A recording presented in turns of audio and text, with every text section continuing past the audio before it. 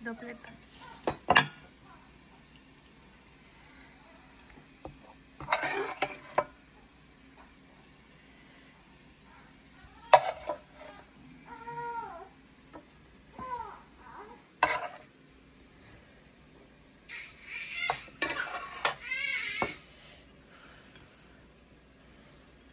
আমাদের এইখানে একটা ফ্যান লাগানো উচিত এইখানে মারাত্মক গরম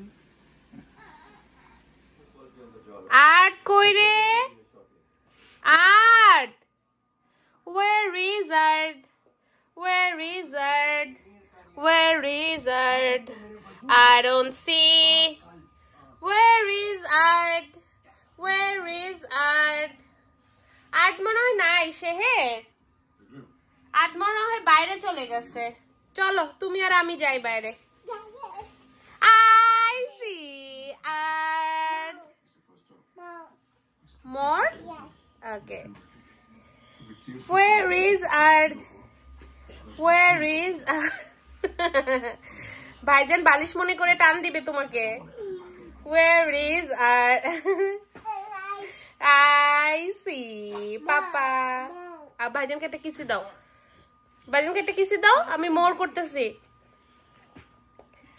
thank you art okay where is art where is art where is art I don't see maybe art বাহিরে চলে গেছে একা একা শেহের চলো শেহের I see art ভাইজানকে সরি বলো ভাইজানকে সরি বলো oh sorry किसी किसी दो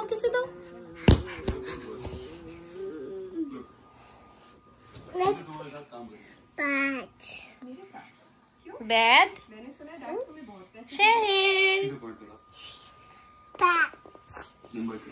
যাও ভাইজানকে আগে একটা কিসি দাও নইলে আর প্লে করব না তুমি যদি এরকম কেয়ারলেস হও ভাইজানের প্রতি আর প্লে করব না যাও ভাইজানকে একটা কিসি দাও যাও যাও আর্ট কথা শুনে আর্ট লক্ষ্মী ছেলে যাও ভাইজানকে একটা কিসি দিয়ে আসো যাও যাও দূর থেকে দিয়ে আসো দূর থেকে সরি বলো ভাইজানকে সরি বলো যাও যাও সরি ভাইজান বলো সরি সরি এখন এটা যা বলে আসো ভাইজানকে যাও সরি thank you আরেকটা কিসি দিয়ে আসো thank you very wonderful brother you are mashallah ভাইজান খুশি হইছে তুমি ভাইয়ের আদর পেয়ে খুশি হইছো বাবা বাবা বাবার শরীরটা খারাপ আর এই যে আরেকজনে ফিতা চাবাই যাচ্ছে শেহের মামা হাই মামা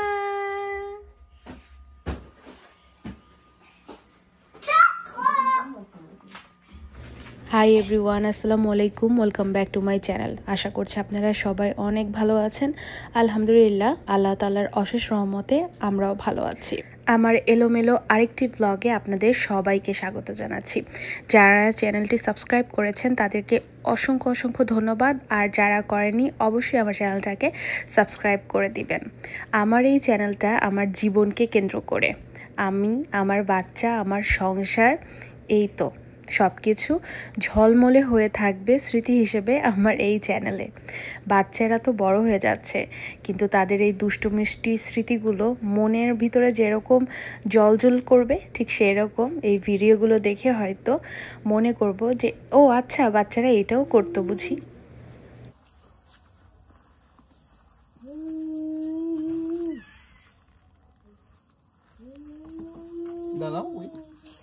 তোমার মন কি বেশি খারাপ না ইটস ওকে নট ব্যাড এই গাড়িটাও মোটামুটি অনেক সুন্দর আমাদের সেম এই গাড়িটাও আগে ছিল X3 বাট ওটা থেকে এটা একটু আপগ্রেডেড ভার্সন এখন যেটা BMW বানাইতেছে সেটার যখন যে মুহূর্তে যাই আল্লাহ আমাদেরকে দেয় সেটাই আলহামদুলিল্লাহ কোথায় যাও তুমি আমি আনবো আসো বাবা এনে দিবে শেহের জন্ম নেওয়ার সময় আমরা ভেবেছিলাম আমাদের একটা বড় গাড়ি প্রয়োজন, যেহেতু আমার আদ্র বাবার একটু আরাম করে গাড়িতে বসতে হয়, আবার অনেক সময় সে গাড়িতে শুয়ে থাকে, ঘুমিয়ে যায়। সব কিছু বিবেচনা করেই BMW X7টা নিয়েছিলাম। এখন ভাবছি যে ওই গাড়িটা চেঞ্জ করে আমাদের আগের গাড়িতেই আমরা সুইচ করব, কিন্তু এটা আপডেটেড ভার্সন হবে BMW X3। কারণ আমাদের এখন ওই বড় গাড়িটা খুব বেশি একটা প্রয়োজন হচ্ছে না, যেহেতু আমরা আসলে 5 জনে মিলে খুব দূরে কোথাও যাই না, ট্যুর এখনও আমরা করছি না, কারণ বাচ্চারা বড় হোক, তাদের শরীর স্বাস্থ্য ভালো থাকুক, সব কিছু মিলিয়ে তখন আমরা অনেক ট্যুর করব, ঘোরাঘুরি করব। সব কিছু মিলিয়ে আসলে আমাদের ওই গাড়িটা এখন আর তেমন বেশি লাগছিল না, তাই ভাবলাম যে আমরা গাড়িটা চেঞ্জ করে ফেলি, যেটা আমাদের জন্য একটু সুবিধাদায়ক হবে। গাড়ি চেঞ্জ করে সেদিন আমরা দাওয়াতেও গিয়েছিলাম। আমাদের ঈদের দাওয়াত এখনও চলছে। এরকমই হয়, কারণ সবাই অপেক্ষা করে শনিবার রবিবার দিনের জন্য, ওই দিনটাতেই দাওয়াত করবে। দাওয়াত থেকে এসে আমি রাতের বেলাতেই রান্নাবান্না করছি, কারণ আগামী একটানা 5 দিন আমার কাজ, একটু বেশি টায়ার্ড থাকি যেদিন একটানা কাজ থাকে, কারণ বাসায় এসে তো আবার বাচ্চাদেরকেও টেক কেয়ার করা লাগে। আর আসলে বাসার কাজ সব সময় থাকে, কোনটা রেখে কোনটা করব এবং কোনটা বাদ দিয়ে কোনটা আগে করব সেইটা নিয়ে পড়ে যাই কনফিউশনে। আজকে একটু বেশি করে রান্নাবান্না করব, যাতে এই তরকারি রান্নার ঝামেলাটা আমার কাছে না থাকে আগামী কয়েকদিনের জন্য। আর এমনিতে যদি টুকিটাকি কোনো খাবারের প্রয়োজন হয় সেটা তো করবই, আর সেটা খুব সহজে করে ফেলার চেষ্টা করব ইনশাল্লাহ। আজকের মেনুতে আছে হলো ফুলকপি দিয়ে ডিমের তরকারি, যেটা আমার খুবই খুবই পছন্দ। বিশেষ করে শীতের দিনে এটা খেতে তো অসাধারণ মজা লাগে। জানি না, হয়তো আমরা বাংলাদেশে শীতকালে ফুলকপি খেতাম বলে শীতের সময়টাতেই ফুলকপি বেশি মজা লাগে, নাকি এটা শীতকালীন সবজি বলেই শীতের দিনে বেশি ভালো লাগে খেতে। এখন শীত নেই, হালকা হালকা গরম তো পড়েই গিয়েছিল তখন, তারপরও ফুলকপি দিয়ে ডিমের ঝোল খেতে খারাপ লাগে না। আর আলু দিয়ে সেই মজার একটা তরকারি। মেনুতে আরও আছে কালিজিরা দিয়ে বেলে মাছের পাতলা ঝোল। যে কোনো মাছের পাতলা ঝোলে আমি কালিজিরাটা মাস্ট ব্যবহার করি। এতে ঝোলটা যেরকম খেতে মজা লাগে এবং দেখতেও অনেক অনেক বেশি সুন্দর লাগে। বেলে মাছগুলো অনেক বেশি বড় ছিল, তবে এই বেলে মাছটা খেতে অনেক মজা। আমার ছোট বেলে মাছের থেকেও বেশি এই বড় সাইজের বেলে মাছটা খেতে বেশি ভালো লাগে। ডিমটা আমি হালকা তেলে একটু হলুদ মরিচ দিয়ে ভেজে তারপরে ফুলকপির তরকারির সাথে মিশিয়ে উপর দিক দিয়ে হালকা একটু গরম মশলা আর জিরা গুঁড়ো দিয়ে দিচ্ছি। ফুলকপির যে কোনো তরকারিতে, বিশেষ করে ফুলকপি আলু দিয়ে ঝোল করলে বা ডিম দিয়ে রান্না করলে, মাছ ছাড়া আর কি, এত মজা লাগে যদি একটু উপরে ভাজা গরম মশলার গুঁড়া দেওয়া হয়। ফুলকপির সাথে গরম মশলার যেই কম্বিনেশনটা, এটা খুব ভালো যায়। আপনারা যদি ট্রাই করে না থাকে, একদিন হলেও ট্রাই করে দেখবেন যে আমার কথাটা কতটা সত্য। রান্নাবান্না করতে খারাপ লাগে না, তবে রান্নার পরে যে ঘরটা একদম বেশি বেশি করে ক্লিন করতে হয়, বিশেষ করে আমরা যারা বিদেশে থাকি তাদের, সেটাই একটু কষ্ট। বাগদা চিংড়ি পেঁয়াজ আর মরিচ দিয়ে একদম লাল লাল করে ভাজা করেছি। যেদিন আমি ফ্রেশ তরকারি রান্না করি সেদিন একটু হলেও আমার ভাত খেতে হয়, না হলে আমার মন এই তরকারিতেই পড়ে থাকে যে না জানি কত সুস্বাদু তরকারি আমি ফ্রিজে ঢুকিয়ে রেখেছি, এখন পর্যন্ত খাইনি। রাত অনেক হয়ে গেছে, আমার দুনো ছেলেকে ঘুম পাড়িয়ে দিয়ে সুজন এখন মাম্মাকে একটু টেক কেয়ার করছে।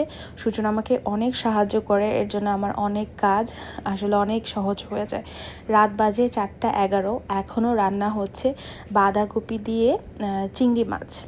আর এই যে বাগদা চিংড়ি ভাজার সাথে খাওয়ার জন্য গরম গরম ভাত, আর আমার সঙ্গে আছে আমার খাওয়ার পার্টনার সুজন। সুজন আর আমার অনেক অনেক মিলের মধ্যে একটা মিল হলো আমরা অনেক খেতে পছন্দ করি, মানে খাবার রসিক যেটা বলে, ভোজন রসিক, ওরকম আর কি, নতুন নতুন খাবার ট্রাই করা। তবে হ্যাঁ, সুজন আর আমার খাবারের পছন্দ একদমই উল্টো উল্টো। যেরকম ও ডিমের কুসুম লাইক করে, আমি ডিমের কুসুম একদমই খেতে পারি না, আমার মনে হয় গলায় আটকে যায়। আবার ও মগজ বেশি লাইক করে, মগজ আমি একদমই বেশি একটা পছন্দ করি না, খুব হঠাৎ হঠাৎ খেতে পারি। সুজন বাইম মাছ পছন্দ করে, বাইম মাছ আমি খুব বেশি একটা খেতে পারি না, এই আর কি। এত রান্নাবান্না করার জন্য হাতে মেহেদি খুব বেশি সময় এখন আর থাকে না। একদিন মেহেদি দিলে বড় জোর 24 ঘন্টা 48 ঘন্টার মতো থাকে, তারপরেই মেহেদির আর দেখা পাওয়া যায় না। এইভাবেই চলছে আমাদের ব্যস্তময় জীবন সবাইকে নিয়ে। সবাই আমাদের জন্য দোয়া করবেন। এখন খাওয়া দাওয়া শেষ করে চলে যাব বেডে, এত বেশি ক্লান্ত আর পরিশ্রান্ত। দেখা হবে অন্য একটা দিন আমাদের লাইফের কোনো অংশ বিশেষ নিয়ে। ততদিন পর্যন্ত আল্লাহ হাফেজ, আসসালামু আলাইকুম।